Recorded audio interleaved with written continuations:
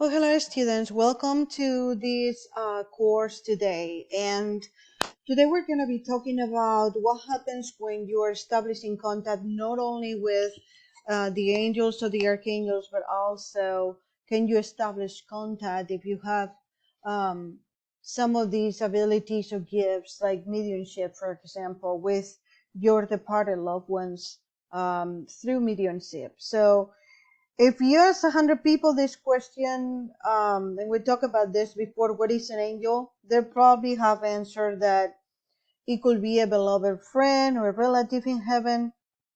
The other half of the people normally tend to think, or, if you ask them, they'll say, okay, an angel is, a traditional winged celestial being. So technically, angels refer to messengers of God. And while your dear departed grandma, for example, may be very saint-like, chances are that's still a human ego and still a human. So your deceased loved one exists in the spirit world. We talked about the tree of life the other day, but they function at an energy frequency that is different from the angels. So as angelic as some of them are, they're really more spirit guides than angels.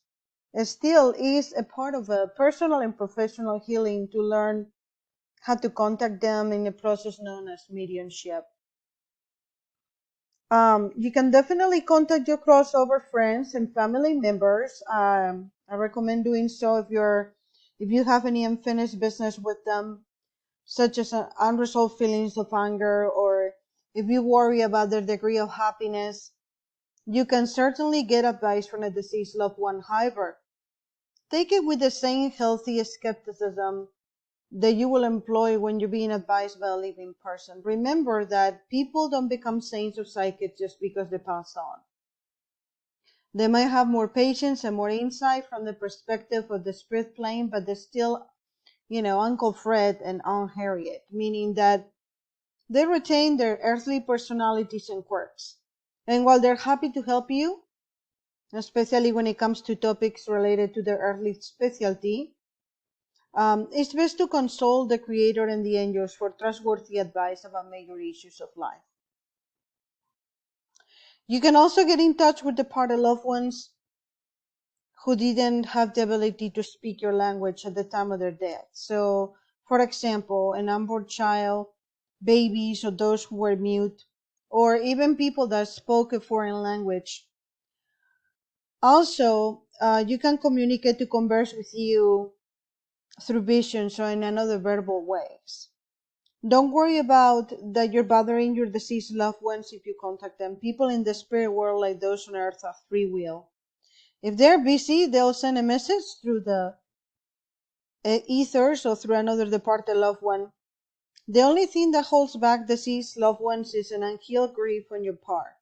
They welcome the opportunity to deliver the healing message that they love you and are doing well in the afterlife. It is normal to grieve heavily for about 6 months following a loss, but then gradually the depression and anger wear away. However, some mourning people put their lives on hold for years.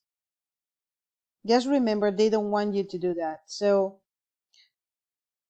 sometimes I have met people that are suicidal, or addicted to sleeping pills, or they're housebound due to unrelenting grief, or maybe they have lost somebody and they can't connect with them.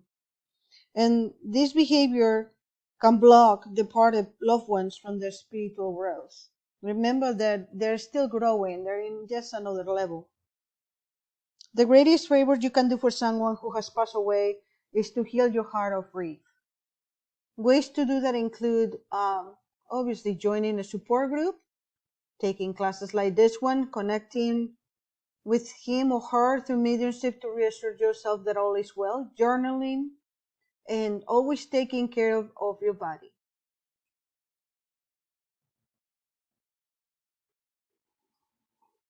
Now, if you lost people who were close to, chances are they spend time with you after they cross over, and they might even be with you on a regular basis.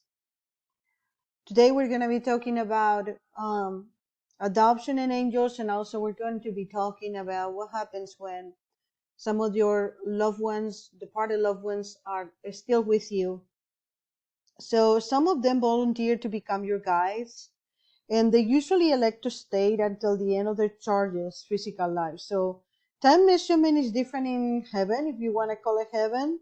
I like to talk about or think about it as, they're in another parallel existence. But so if, for example, if you live to be 95, it feels a much shorter period to those on the other side.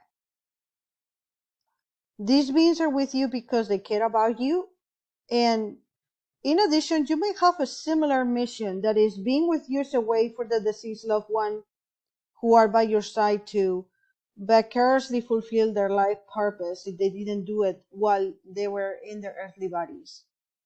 So if you were named after your dear departed Aunt Suzanne, for example, chances are that is your spirit guide. Namesakes nearly always stay with you. Perhaps you were given that name because your parents realized that you have some soul similarities. There's nothing, we talk about coincidences, but really in the universe, there's nothing like coincidences. So let's say that your Aunt Susan decides to become your spirit guide, and she first must go through the equivalent of a spiritual counselor training program. In heavenly school, she learns how to be with you in a supportive way without interfering with your free will, as well as know how to travel the astral plane and still be within earshot just in case you need to call for help. She finds out how to communicate with you through your strongest spiritual communication channel, and this could be dreams, which is the strongest spiritual connection, inner voice, gut feelings, or intellectual insights. So it does take time to train to become a spirit guide. That's why recently deceased loved ones aren't with you continuously. Only someone who has gone through extensive training can be by your side 9 days.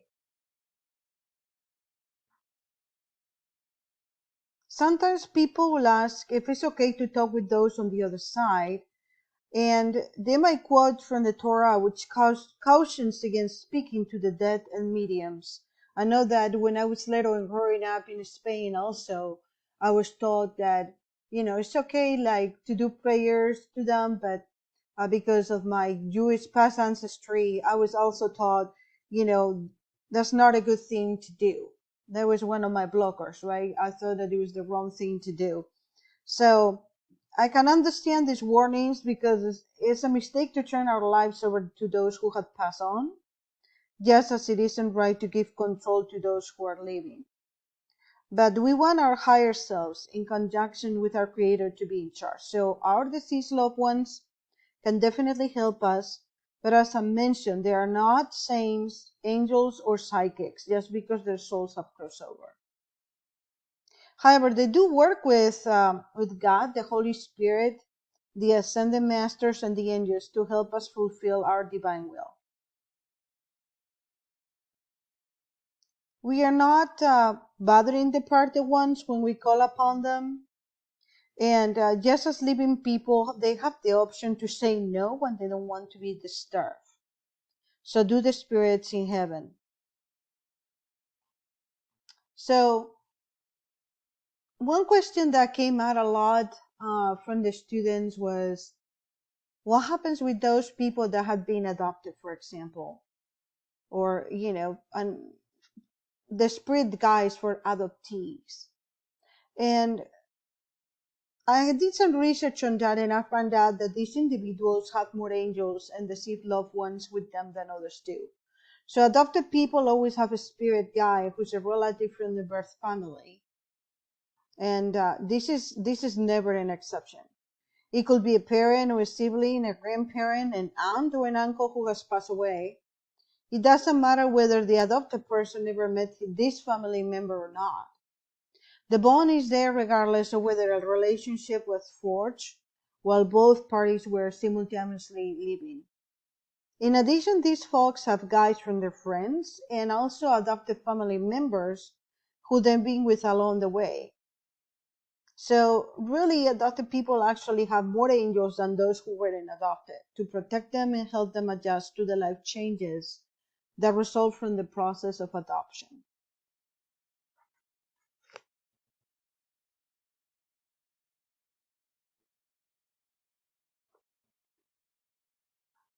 And another thing is, I think we, as human beings, we tend to worry a lot about the deceased loved ones. Are they okay? Do they cross over? This is a question that I hear continuously. So the reason people ask is simple. The fear that someone is in some sort of hellish place, literally or figuratively. Yet my readings find that nearly all deceased people are doing just fine. Their only discomfort has to do with you and me, especially if we're grief-stricken to the point of obsession or emotional paralysis. They're going on with their lives, and they want us to do the same. And if we hold back our spiritual progress or happiness due to grief, those who have passed on are held back in similar ways. We will talk later on about etheric cords, and also if you have studied hypnotherapy or hypnosis and you have done any past life regressions, you know that sometimes groups of families travel together through the different lives. And you might have a departed loved one that it still has, even though it has departed, you're still continuing to have that etheric core or that kind of karma connected to them. Well, it is safe to say that the only problem for most people in heaven is us. So if we go on to live happy, productive lives, our deceased loved ones will sing and rejoice in celebration. On the other side, it is known that spirits feel wonderful physically. All illness, injury, and disability disappear once the body is gone. I think this makes sense. The soul is intact and in perfect health, and everyone still feels like him or herself. But there is a lesser heaviness and pain on earthly limitations. In this other dimension, souls feel wonderful emotionally too. Gone are all the financial and time constraints. There are no more pressures or concerns. They're free to manifest any situation or conditions, such as world travel, a beautiful home, volunteer work, time with family and friends. And so somebody probably could ask, well, what if my departed loved one is mad with me? For example, people worry that some of our crossover friends and family members are angry with them because, let's say that they weren't there with them towards the end of the last dying breath, or they were involved in decisions to stop artificial life support systems. Also, maybe because maybe they participate in lifestyle choices that they believe their deceased loved ones will not approve of. Or maybe they could have prevented their loved ones' deaths, or they feel like they were somehow to blame for that. Or, it could be that there was an accident and you feel responsible about the murder of the accident. So, any kind of argument, really. I know that people feel bad, if they argue before they pass on. The fact is that during all the readings I have, I never met a deceased person who was angry about or any of those matters. In this other dimension, you release a lot of concerns that weigh you down on earth, and you have a much better clarity about people's true motivations. So when you cross over, your loved ones have a deeper understanding of why you acted or still do act in certain ways. Remember that it's pure love, so they don't judge you, they view you with compassion.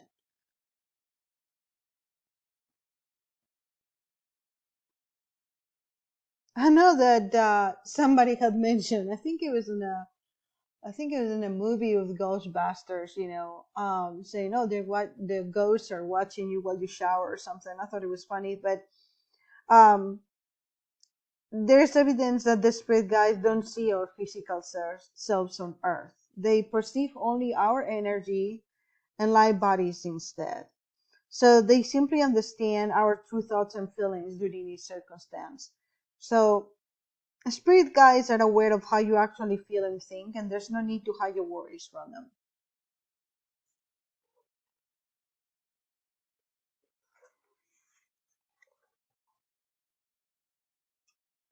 All right. So how about if you have a departed pet? Your deceased pet can also function as a spirit guide, so far as you might feel, sense, or see its spiritual presence. So the soul of an animal lives on and stays with you as if your mutual love is at least connecting you both. So sometimes during angel readings, if you have very high level, you can actually see dogs and cats running and playing through the room. And usually you can figure out pretty quickly which dog belongs to which person, because normally these creatures tend to stay by their own side. So in these reunions in which audience members discover that Robert's still around, is quite touching and emotional. So people discover that their pets have the same personalities, appearance, and behaviors that they did while living. If an animal was hyperactive, friendly, well-groomed, or calm, she or he maintains the same characteristics after physical death. So playful pups, jumping piles, or apathetic leaves and chase after balls, etc. So, cats stay with their owners too, even though they are a cat owner and lover, but they usually don't stick as closely as the human-sized dog does due to their independence. So, if you're doing angel healings or angel readings and you see cats running around, it might be difficult for you to tell which cat goes with which owner, because normally they don't stick around so much. Sometimes they claim their owners and they stick next to them, but so you might feel, or people might feel next to you what you're doing in your reading. If they are any kind of the party pet, you might feel somebody jumping on you, or kind of like lying next to you, or something darting across the room. And this is because the corner of your eye is more sensitive to light and movement than the front. So you can often see psychic visions out of in this area. So when you turn to view an image from the front, it seems to disappear.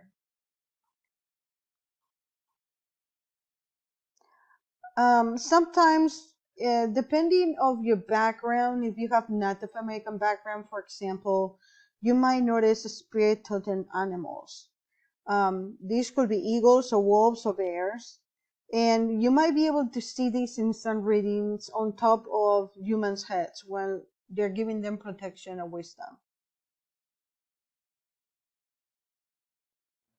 Sometimes you might see other kinds of pets, although it is strange or sometimes it's rare.